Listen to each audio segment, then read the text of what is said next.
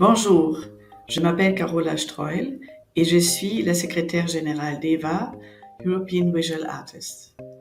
EVA est la voix unie des artistes visuels européens engagés dans la promotion de la créativité européenne et pour la sensibilisation sur les droits des artistes et sur leur situation de précarité en Europe.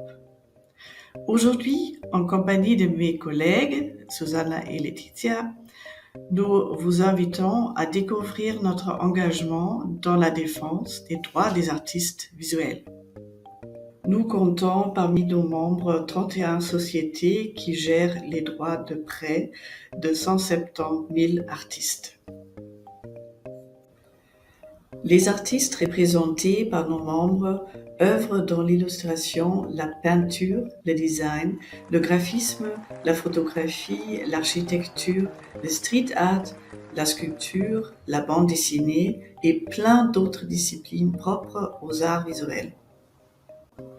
EVA est située à Bruxelles en Belgique, tout comme Manneken Pis, les gaufres et le chocolat, en plein cœur de l'Union européenne. Moi, c'est Susanna. Je prends la relève pour vous expliquer ce que nous combattons chez EVA. Notre mission principale est de façonner les décisions politiques qui affectent le présent et l'avenir des artistes, en particulier leur droit à des conditions de vie et de travail décentes. Notre action se concentre sur un certain nombre de problématiques qui ont un impact sur la vie des artistes visuels, tels que le non-respect des droits d'auteur, les pratiques contractuelles abusives, la rémunération inéquitable, les conditions de travail précaires, l'absence de régime de protection sociale pour les travailleurs indépendants, la fragilisation de l'artiste face à la transformation numérique et l'intelligence artificielle.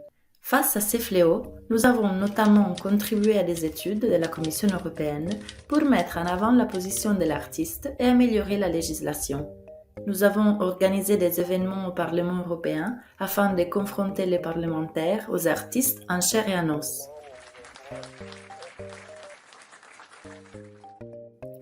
Nous avons également surveillé les processus de rédaction des lois afin d'identifier et contester ce qui est préjudiciable aux artistes. Moi, c'est Laetitia. Je continue en vous parlant de ce qui se passe au niveau européen. L'Union européenne a officiellement reconnu les difficultés rencontrées par les artistes pour avoir des conditions de travail décentes qui leur permettent de continuer à créer.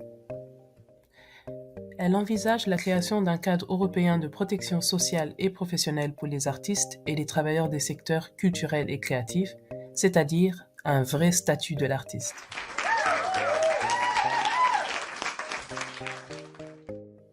Sur la question de l'intelligence artificielle, l'Union européenne reconnaît également que les droits d'auteur doivent être respectés et prévoit de mettre en place plus de transparence des sociétés d'IA génératives sur leurs usages des œuvres protégées.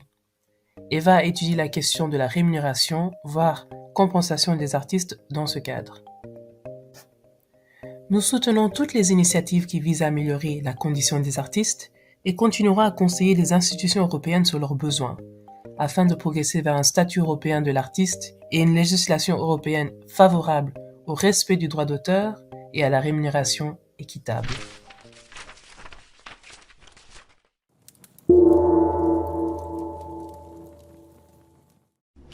Quelle est la différence entre le statut et le régime ?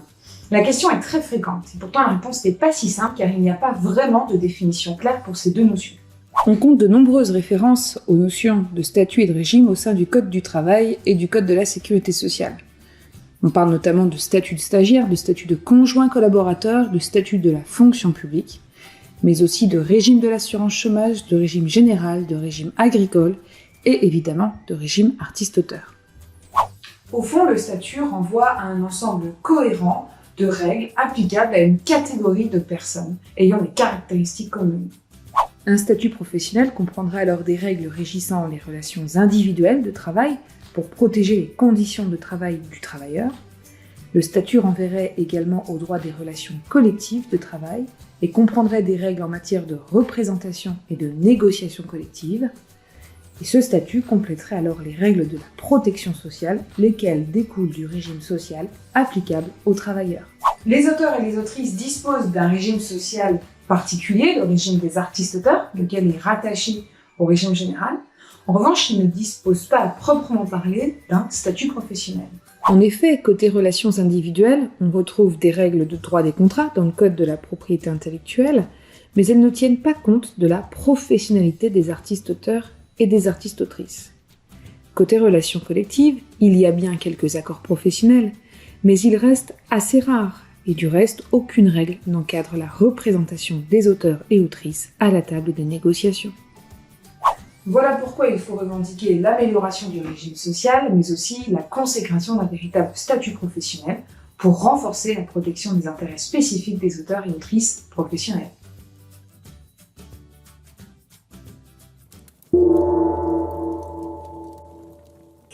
Bah voilà, on est à Bruxelles.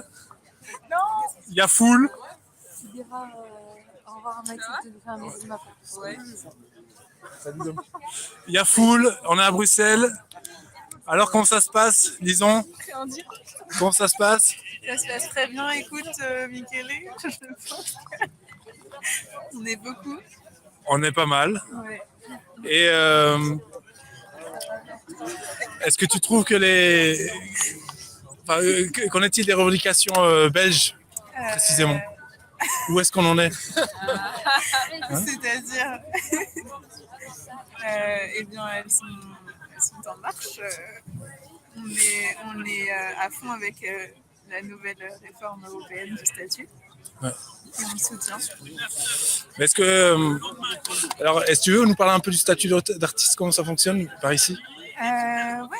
Donc ici, on a la chance de pouvoir bénéficier des minima sociaux quand on est reconnu comme artiste par une certaine commission. Donc c'est nouveau. Et du coup, on a beaucoup de chance. C'est un peu le seul pays au monde, je pense, en Belgique. Donc on est super fiers, mais c'est un statut très isolé. Donc voilà, on voudrait que ça s'étende un peu autour de nous pour qu'on soit un peu plus solide. C'est pour ça qu'on est là aujourd'hui. Trop bien, merci beaucoup. Mélanie, en ton côté, tu peux me parler un peu du statut d'artiste, comment ça se fonctionne? Comment ça fonctionne? Ouais. Il y a des nouvelles dispositions là maintenant qui se sont mises en place, on n'a pas parlé qui fait que voilà, maintenant ce statut de travailleur et travailleuse des arts est possible pour les auteurs et les autrices. Donc voilà, il y a des dispositions que je ne vais pas savoir spécifier et déterminer là maintenant, mais on peut enfin, grâce à nos rémunérations, pouvoir bénéficier d'un filet de sécurité sociale et donc de pouvoir enfin se consacrer à nos œuvres, à l'écriture, au dessin. Trop bien, merci beaucoup. T'as vu, hein? Tiens, Bim. Voilà.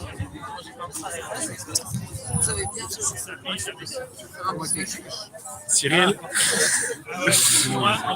qu'est-ce que tu penses de cette manifestation? C'était super, hein. On était plein, on était quoi, 250, 300 facile. Et franchement, je pense qu'on a posé le truc. On a bien fait. Hein? Bah oui, très bien. Voilà. Merci beaucoup. Thierry? Oui. Tu es auteur? Oui. Comment ça se passe en Belgique? Je peux dire que le budget alloué pour les projets à Wallonie-Bruxelles, c'est le prix d'une BM. Ça mène pas très loin. Je peux dire que actuellement, c'est un peu la galère parce que quand un opérateur majeur comme la Smart qui suspend le contrat Imbis, ça pose de très gros problèmes. Est-ce que tu peux spécifier ce que c'est la Smart? Alors la Smart, c'est un secrétariat social qui propose un tiers payant pour les artistes. Donc ça évite de prendre un statut indépendant avec tous les pièges que ça comporte. Et donc l'Imbis, on en a besoin pour le renouvellement de nos visas, on en a besoin pour notre statut d'artiste.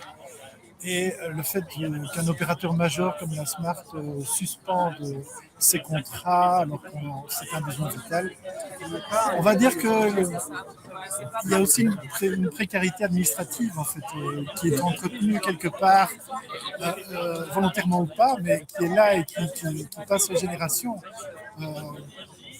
J'ai connu il y a 30 ans la plateforme des artistes, où les problèmes étaient déjà les mêmes en fait. Alors on voit, il y a des acquis, il y a des décrets qui sont votés, mais on n'a toujours pas cette culture de l'artiste travailleur, de l'artiste au travail, comme l'écrivait Père Michel Winger. Il n'y a toujours pas dans l'administration cette envie de se rendre compte qu'en fait on génère du travail, on génère du fric. Voilà. Donc je dirais peut mieux faire. Et j'espère faire ça avant ma pension. Ouais. Courage. Merci.